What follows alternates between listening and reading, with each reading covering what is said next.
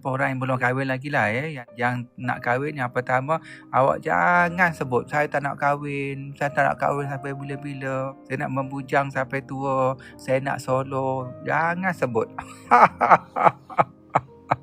Sebab tu orang tua-tua sebut kata-kata itu adalah doa. Jadi awak kena tukar ayat tu. Awak kata macam ni, Ya Allah, aku nak kahwin. Tiba masa yang sesuai, saat yang sesuai, orang yang sesuai. Nanti engkau pemudahkan kahwinlah aku, Ya Allah. Lepas tu awak bayangkan kesyukuran, kenikmatan, keseronokan, kebahagiaan. Ikat emosi tu dengan kesyukuran. Syukur, Ya Allah, akhirnya kahwin aku.